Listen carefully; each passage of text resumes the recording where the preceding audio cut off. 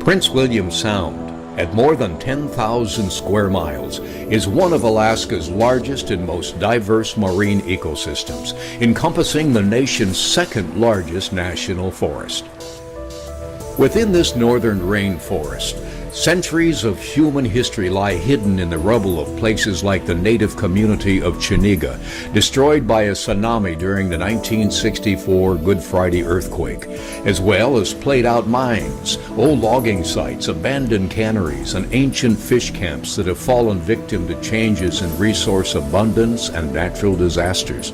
The ecosystem here is it's delicate, it's rugged, it can take care of itself, it can throw everything at you that you can imagine, from the storms to the beauty to the marine life to the sea life to the bird life.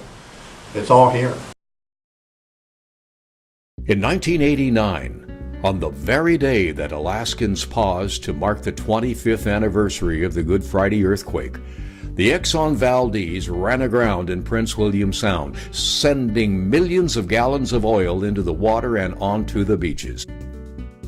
Dr. James Balsiger is a member of the Exxon Valdez Oil Trustees Council, also known as EVOS. There was cleanup to start with. Get the oil out of the water as much as you could, get it off the beaches as much as it could relatively quickly. Yet we still have oil on beaches, we still have persistent oil.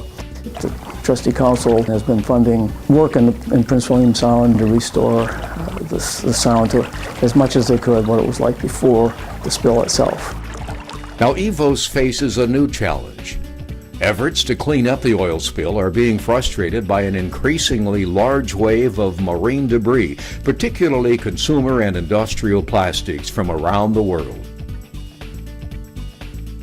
Chris Pallister is the head of the Gulf of Alaska Keeper, under contract to the Trustees Council to remove marine debris that is accumulating along the path of the oil spill. You see all this grass and it's beautiful and green, and then you get out on a beach and you start walking up and down the beach and there's plastic all over the place. If you take a look at what happened with the Exxon Valdez oil spill, the marine debris flows in the same way through the sound, littering the same beaches that were littered by the oil spill.